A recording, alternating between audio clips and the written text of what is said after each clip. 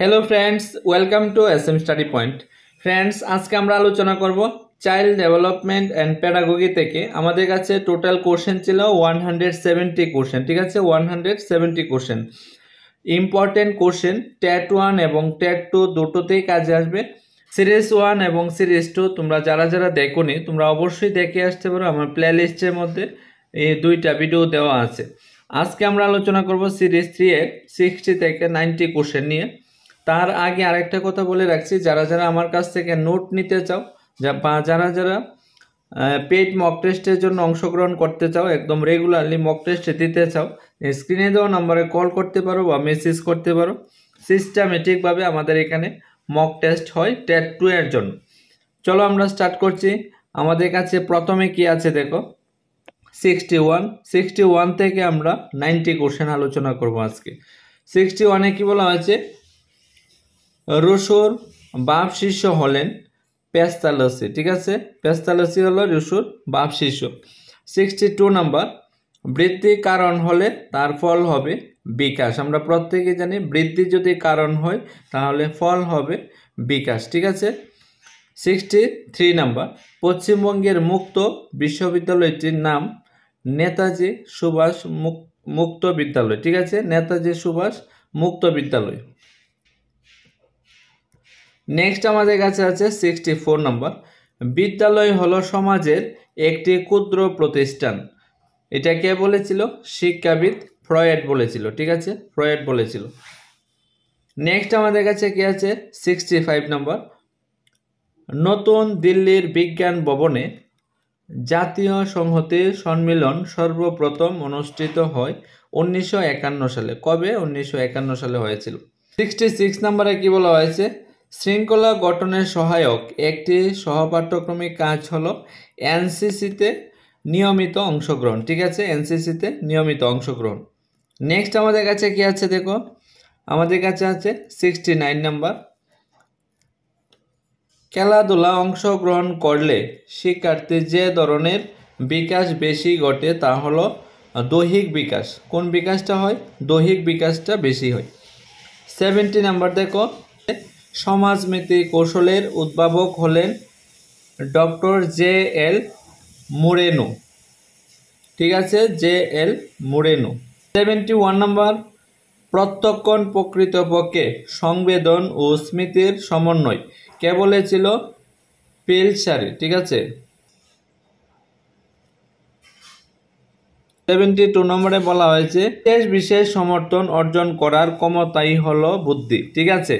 এই মতবাদটি সর্বপ্রথম প্রকাশ করেন মনোবিদ উড্রু, ঠিক আছে, কে করেছিল? মনোবিদ উড্রু করেছিল। আমাদের কাছে 73 নাম্বার, নালন্দা বিশ্ববিদ্যালয়ে প্রধান গ্রন্থাগার ছিল 3টি। কয়টি ছিল? 3টি ছিল, ঠিক আছে। 74 নম্বর, প্রত্যেকেই একজনকে শিক্ষা দাও। এটা কি ছিল? এটা ছিল জাতীয় সাক্ষরতা মিশন কর্মসূচির নীতি, ঠিক আছে। 75 নম্বর, ডিওর মতে শিক্ষার উদ্দেশ্য হলো সামাজিক বিকাশ। ডিওর মতে কি? শিক্ষার উদ্দেশ্য হবে সামাজিক বিকাশ সাধন করা, ঠিক আছে। নেক্সট কি আছে দেখো আমাদের কাছে 76 নম্বর, এখানে বলা হয়েছে জাতীয় শিক্ষানীতি পরিকল্পিত হয় 1986, ঠিক আছে। আমাদের কাছে 77 নম্বর, এবিলিটি অফ ম্যান, এটা কে লিখেছিল? এবিলিটি অফ ম্যান স্পেয়ারম্যান লিখেছিল, ঠিক আছে, স্পেয়ারম্যান। আমাদের কাছে 78 নম্বর, শিক্ষণ তত্ত্বে পেশনা এবং পুরস্কার লাভের উপর বিশেষ গুরুত্ব দিয়েছিলেন কে দিয়েছিলেন? স্কিনার দিয়েছিলেন, স্কিনার। আমাদের কাছে 79 নম্বর, শিক্ষার অধিকার আইনটি চালু হয় 1 এপ্রিল 2010 সালে, 1 এপ্রিল, ঠিক আছে। নেক্সট আমাদের কাছে কি আছে দেখো 80 নাম্বার, 80 নম্বরে বলা হয়েছে কিন্ডার গার্ডেন প্রবর্তন হলেন প্রোয়েবেল, কে করেন? প্রোয়েবেল। 81 নাম্বার, দৃষ্টিহীনদের শিক্ষার ব্যবস্থা করা হয় ব্রেইল পদ্ধতির মাধ্যমে, ব্রেইল, ঠিক আছে। আমাদের কাছে 92, নঙ্গতালীন শিক্ষার স্তর হলো কয়টা? 4টি। নঙ্গতালীন শিক্ষার স্তর হলো 4টি। 83 নাম্বার, মেট্রোপলিটন ইনস্টিটিউশনের সঙ্গে যুক্ত ছিলেন কে ছিলেন? বিদ্যাসাগর যুক্ত ছিলেন। ঠিক আছে, বিদ্যাসাগর। নেক্সট আমাদের কাছে কি আছে দেখো, আমাদের কাছে আছে 84 নম্বর। ভারতীয় চিত্রকলার উন্নতিকল্পে ললিত কলা একাডেমি প্রতিষ্ঠাতা হয় 1955 সালে, অর্থাৎ 1955 সালে। ঠিক আছে, 85 নম্বর। ভারতীয় ভাষাগুলির বিকাশের জন্য সাহিত্য একাডেমি স্থাপিত হয় 1954 সালে। কবে? 1954 সালে। নেক্সট আমাদের কাছে কি আছে দেখো, নেক্সট আমাদের কাছে আছে শিক্ষা হলো চরিত্র গঠন ও ধার্মিক জীবনযাপনের উপায়। কে বলেছিল এটা? স্বামী বিবেকানন্দ বলেছিল, স্বামী বিবেকানন্দ। নেক্সট আমাদের কাছে কি আছে, বিদ্যাসাগর হলো সমাজের কি? ক্ষুদ্র সংস্করণ। ঠিক আছে, ক্ষুদ্র সংস্করণ। নেক্সট আমাদের কাছে কি আছে দেখো, 88 শংসাপত্র প্রদানের ব্যবস্থা থাকে না অনিয়ন্ত্রিত শিক্ষায়। ঠিক আছে, কোথায়? অনিয়ন্ত্রিত শিক্ষার মধ্যে শংসাপত্র প্রদানের ব্যবস্থা থাকে না। 89 নম্বর। বিদ্যালয় হলো নিয়ন্ত্রিত শিক্ষার প্রতিষ্ঠান। এখন বলতে পারে নিচের কোনটি নিয়ন্ত্রিত শিক্ষা ব্যবস্থার একটি উদাহরণ?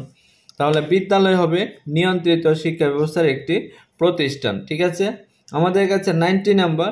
ইকো ক্লাব হলো পরিবেশ বিষয়ক সংস্থা। পরিবেশ বিষয়ক সংস্থা কি? ইকো ক্লাব ছিল একটা পরিবেশ বিষয়ক সংস্থা। ফ্রেন্ডস, এই ছিল আমাদের আজকে 61 থেকে 90টা কোশ্চেন। আশা করি তোমাদের কাছে খুবই কাজে আসবে।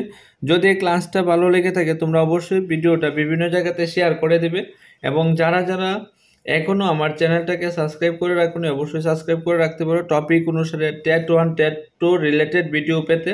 এবং সর্বশেষে আরেকটা কথা বলবো, যারা যারা পেইড মক টেস্টে অংশগ্রহণ করতে চাও, সিস্টেমেটিকভাবে মক টেস্ট দিতে চাও, অবশ্যই স্ক্রিনে দেওয়া নাম্বারে যোগাযোগ করতে পারো বা কল করতে পারো মক টেস্টের জন্য। পাশাপাশি যারা যারা নোট নিতে চাও তার জন্য যোগাযোগ করতে পারো। সবাই ভালো থাকবা, সুস্থ থাকবা। Bye bye.